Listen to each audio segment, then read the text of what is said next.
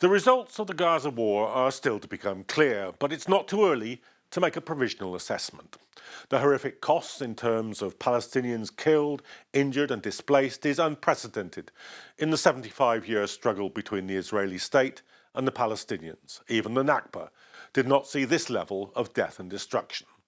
So the first and most obvious point is that the Israelis will not suffer an outright military defeat. This is not surprising, for they are deploying a state-of-the-art military against a largely unarmed, or at best poorly armed, population. So military defeat in the conventional sense was never a likely outcome for Israel.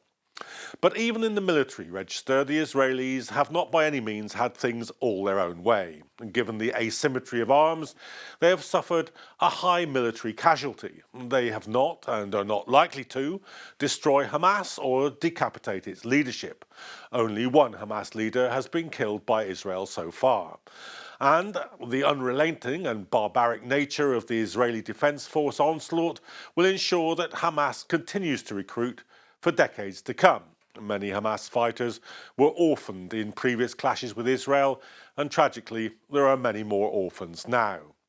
But away from the theatre of war, the balance sheet is much more unfavourable for the Israelis. Politically, they have hemorrhaged support around the globe, a fact crystallised by the now ongoing International Court of Justice investigation of Israel on charges of genocide. This Palestinian paradox, military defeat and political victory, is not unusual in the history of liberation struggles. The Vietnamese Tet Offensive of 1968 was a military failure, but it's widely agreed that it was a political turning point which left the United States unable to rally support for the war as it had done before. In South Africa's long struggle against apartheid, at least two defeats, the Sharpeville Massacre of 1960 and the Soweto Uprising of 1976, so exposed the white nationalist regime that it never rebuilt the pre-existing levels of support that it had enjoyed. None of these cases were final victories. Those took longer to achieve, and much more blood was spilt before liberation. The Vietnamese lost 2 million souls to the US casualties of 55,000 before the war ended. But Tet, Sharpeville and Soweto did mark the fact that the tide was turning against the old order. The ICJ ruling epitomises the isolation of the Israeli state and its allies, principally the United States and Britain. Israel and its supporters are a small minority in the UN General Assembly, and the IDF's ethnic cleansing of Gaza has pushed even the European Parliament into calling for a ceasefire.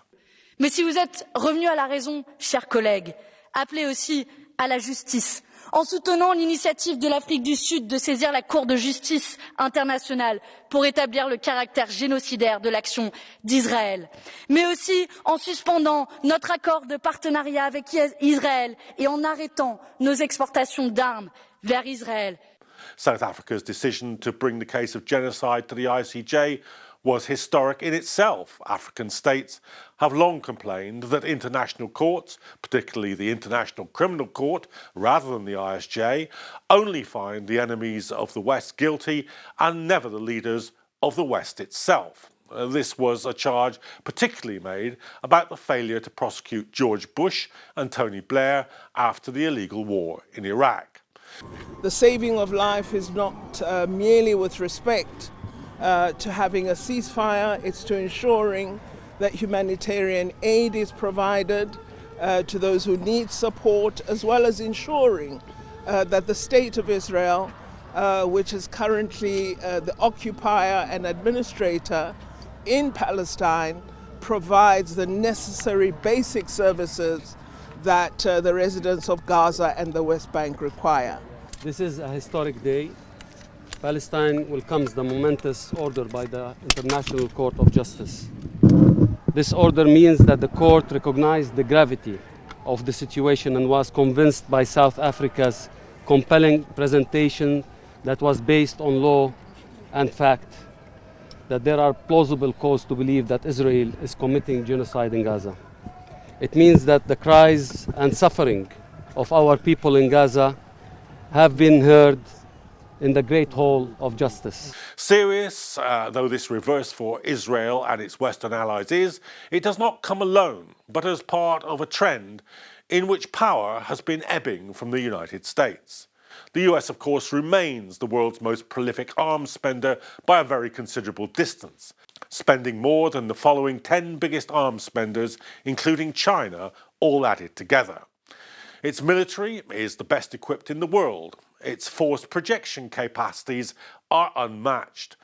But the military and its superiority is no longer accompanied, as it was for most of the 20th century, by overwhelming economic predominance. Its economy may still be the largest, but it faces a sustained challenge from China and is set to fall behind its rival by the mid-21st century. Economies in Asia, and notably India and Latin America, are now independent centres of capital accumulation, and so not directly dependent on its links with the US. This contradiction between overwhelming military power and declining economic hegemony is the single most important cause of the US's increasing belligerence in the post-Cold War world. As it became codified in the Project for the New American Century, the aim was to use military might to reset the economic playing field to the advantage of the United States. This was what the Iraq War was supposed to be about, with the Afghan War as its politically necessary but economically irrelevant precursor. But both the Afghan curtain raiser and the Iraqi main event turned into infamous disasters. After the expenditure of much blood and treasure, Afghanistan returned to just what it was not supposed to be, a Taliban-ruled state. The outcome in Iraq was worse still. Not the hoped-for stable, pro-Western, oil-rich state, but an unstable wreck of a country presided over by an Iranian-leaning government which repeatedly demands that US troops leave its territory.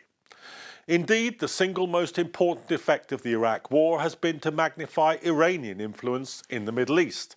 This fact is all too clear in relation to the Gaza conflict, where Iranian allied forces are now, to one degree or another, militarily engaged with Israel and its allies in Gaza, across the southern Lebanese border, in the Red Sea, and in Iraq and Syria. The US's strategic blunder has been to persist with its military-first policy, in this case through wholesale and uncritical support for Israel, as if the Middle East were still as it was before the Iraq War.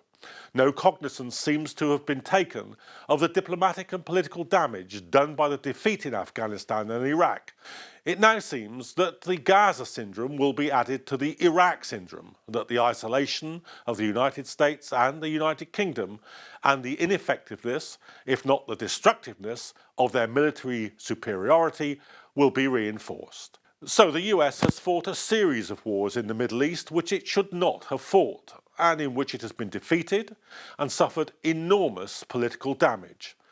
To this, it has added a proxy war in Ukraine, which is bogged down in a costly stalemate. And if all this were not bleak enough for the mandarins of US power, they have a presidential contest in which the great debate among the candidates is about who can pass a cognitive ability test. It's all a long way from Camelot, as Jack Kennedy's glittering White House was once known. Instead, surely if one were to ask Siri, what does American decline look like, one will be directed to the presidential hustings between Joe Biden and Donald Trump. Well, I hope by the beginning of the weekend. The end of the weekend. At least my national security advisor tells me that we're close. We're close. It's not done yet. And my hope is by next Monday we'll have a ceasefire.